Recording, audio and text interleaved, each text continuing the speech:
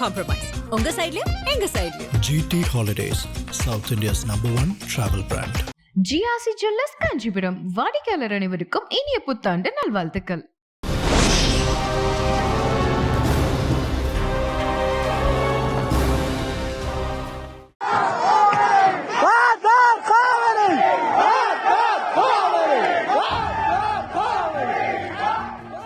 Death to Khamenei, இது இன்று Iran முழுவதும் எதிரொலித்துக் கொண்டிருக்கின்ற ஒரு கோஷம். Death to America, death to Israel என்று பல ஆண்டுகளாக ஒலித்துக் கொண்டிருந்த ஈரானிய மக்களின் அந்த வாய்களில் இருந்து அவர்களது ஆன்மீக தலைவரான அயத்துல்லா அலி கமேனிக்கு எதிராக இப்படியான கோஷம் எழுப்பப்படுவதற்கு காரணம் என்ன? ஈரானில் தற்பொழுது இடம்பெற்றுக் கொண்டிருக்கின்ற மிகப்பெரிய மக்கள் போராட்டங்களின் பின்னணியில் ஏற்கனவே அங்கு இடம்பெற்ற 2 சந்தர்ப்பங்களை உங்களுக்கு ஞாபகப்படுத்த விரும்புகின்றேன். முதலாவது சம்பவம் 2024 ஆண்டு ஏப்ரல் மாதம் 13 நடைபெற்ற ஒரு சம்பவம். அன்றைய தினம் ஈரான் இஸ்ரேல் மீது ஆபரேஷன் ட்ரூ ப்ராமிஸ் என்று பெயரிடப்பட்ட பாரிய படை நடவடிக்கையை மேற்கொண்டிருந்தது. டமஸ்கஸில் இருந்த ஈரானின் தூதரக கட்டிடத்தின் மீது இஸ்ரேல் நடாத்திய தாக்குதலுக்கு பதிலளிக்கும் வகையில் இஸ்ரேலை ஈரான் மிக கடுமையாக தாக்கியிருந்தது. 170 ட்ரோன்ஸ், 30க்கும் அதிகமான க்ரூஸ் மிசைல்ஸ், 120க்கும் அதிகமான பாலிஸ்டிக் மிசைல்ஸ் போன்றவற்றை கொண்டு இஸ்ரேல் மீது மிக கடுமையான தாக்குதலை அது மேற்கொண்டிருந்தது. ஈரானின் தாக்குதல் இடம்பெறுவதற்கு 5 மாதங்களுக்கு முன்னர் அக்டோபர் 7 காசாவில் இருந்து புறப்பட்ட ஹமாஸ் இஸ்ரேல் மீது மிக வெற்றிகரமான தாக்குதல் ஒன்றை மேற்கொண்டு இஸ்ரேலின் பிம்பத்தை மத்திய கிழக்கில் சுக்குநூறாக உடைத்து விட்டிருந்த நிலையில் ஈரான் இஸ்ரேல் மீது மேற்கொண்ட அந்த தாக்குதல் என்பது இஸ்ரேலின் இராணுவ மேலாண்மையின் நம்பகத்தன்மையை மிகப்பெரிய கேள்விக்குள்ளாக்கி இருந்தது. ஈரான் மீது மிக கடுமையான பதில் தாக்குதலை மேற்கொண்டு தனது பலத்தை வெளிக்காண்பிக்க நினைத்தது இஸ்ரேல். ஈரானை பழி தீர்க்க களமிறங்க தயாராகிக் கொண்டிருந்தது. ஆனால் அப்பொழுது அமெரிக்க அதிபராக இருந்த ஜோ பைடன் இஸ்ரேலுக்கு அனுமதி அளிக்கவில்லை. ஈரான் மீது இஸ்ரேல் தாக்குதல் இதனையும் மேற்கொள்ளக்கூடாது என்று கடுமையான தொனியில் எச்சரிக்கையை விடுத்திருந்தார்.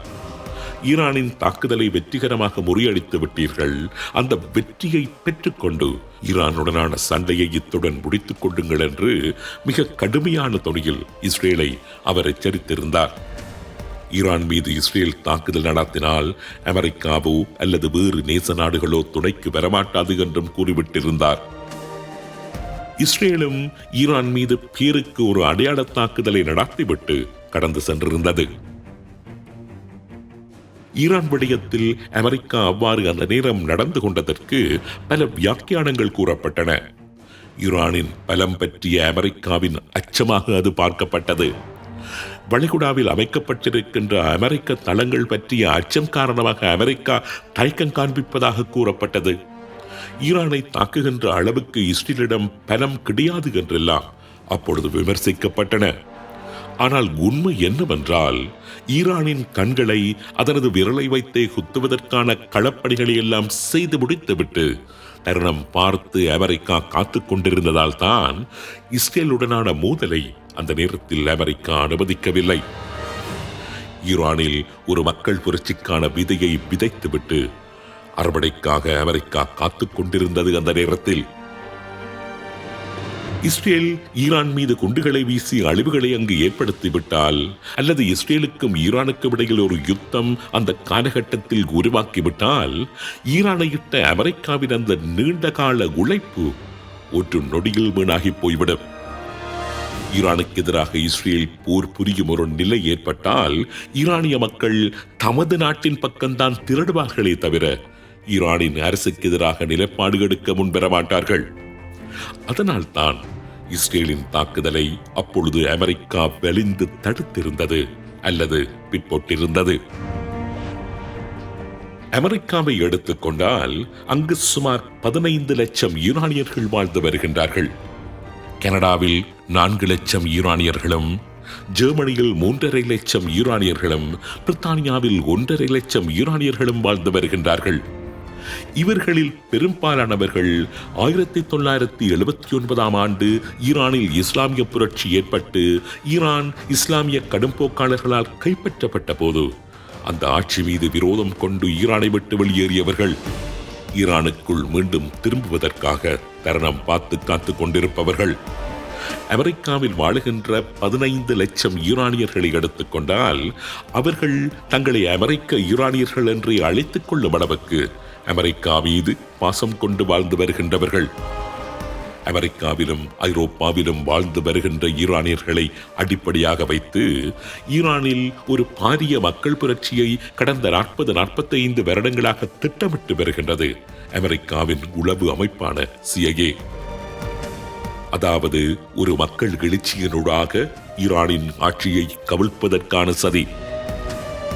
அமெரிக்காவிலும் மேற்குலக நாடுகளிலும் வாழ்ந்து வருகின்ற ஈரானியர்களுக்கு தமது உளவியல் நடவடிக்கைகளினூடாக மூளை செலவை செய்து அவர்கள் மனங்களில் இஸ்லாமிய ஆன்மீக தலைவர் அயத்துல்லா கமேனி பற்றிய எதிர்மறை எண்ணங்களை எல்லாம் விதைத்து ஒரு புரட்சிக்கான அடித்தளத்தை மிக கவனமாக திட்டமிட்டு மேற்கொண்டு வருகின்றன அமெரிக்காவினதும் மேற்குலகினதும் உளவு பிரிவுகள்.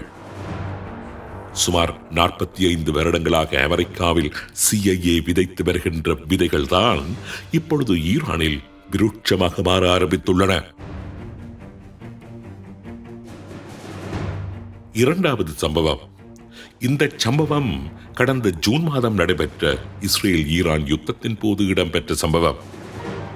ஈரானின் வான்பரப்பை தனது கட்டுப்பாட்டிற்குள் கொண்டு வந்திருந்த இஸ்ரேலிய வான்படை ஈரானின் இராணுவ நிலைகள், இராணுவ தளபதிகள், அணு விஞ்ஞானிகள், அணு நிலைகள் போன்றவற்றை தேடி தேடி துரத்தி வேட்டையாடி கொண்டிருந்தன.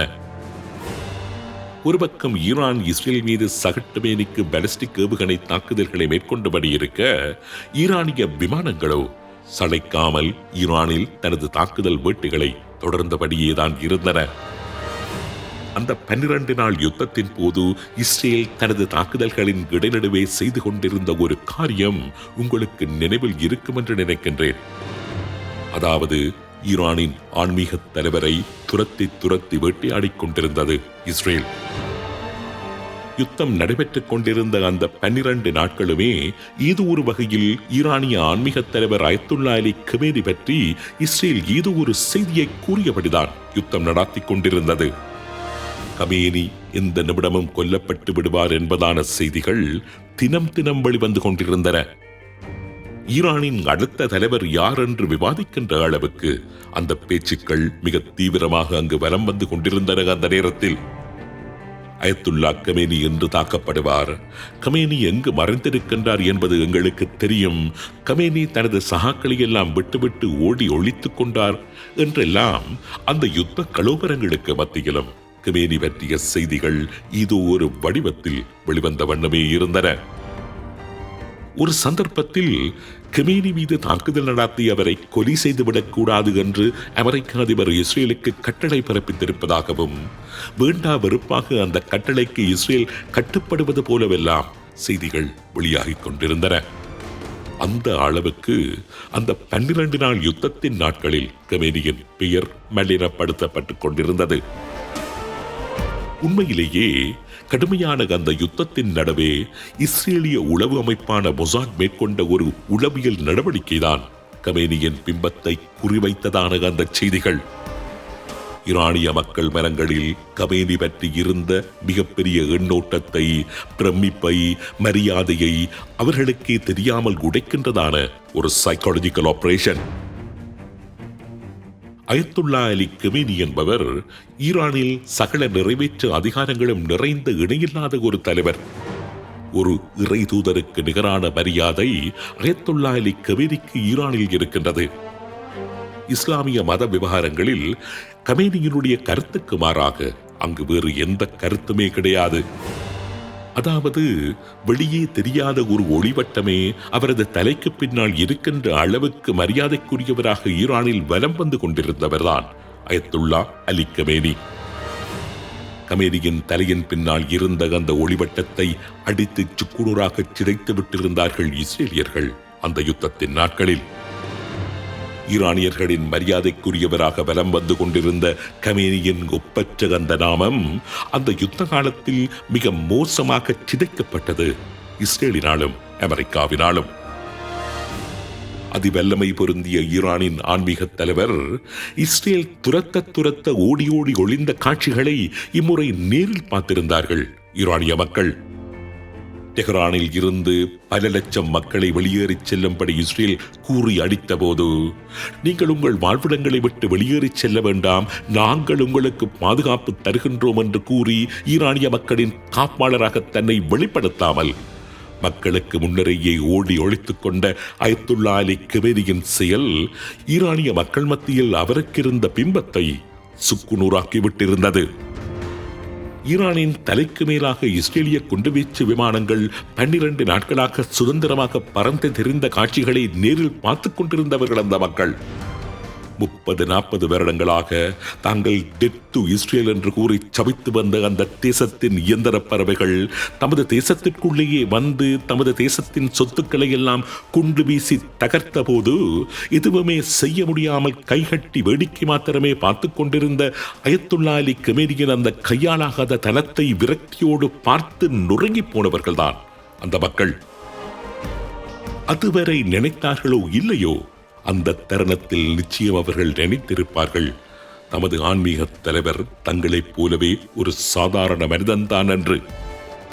அப்படியொன்றும் யாராலும் உடைக்க முடியாத, வெல்ல முடியாத இரும்பினாலான ஒரு ஆட்சியை ஈரானில் கமேனி கட்டியெழுப்பி இருக்கவில்லை என்பதை அவர்கள் அந்த கனப்பொழுதுகளில் நிச்சயம் உணரத் தலைப்பட்டிருப்பார்கள். தாம் உயிராக நேசித்த, உயிருக்கு மேலாக மதித்த ஒரு ஆன்மீக தலைவரை டெத் டு கமேனி என்று கோஷமெழுப்புகின்ற அளவுக்கு மக்கள் இன்று வெறுக்கின்றார்கள் என்றால், அந்த மக்களுக்கு இப்பொழுது ஏற்பட்டுள்ள பசி, பட்டினி, பொருளாதாரம், அது இது அனைத்தையும் கடந்து இதுவரை கட்டியமைக்கப்பட்டு வந்த கமேனியின் பிம்பம் ஈரானிய மக்கள் மனங்களில் இப்பொழுது உடைந்து விட்டுள்ளது என்பதுதான் முக்கிய காரணம்.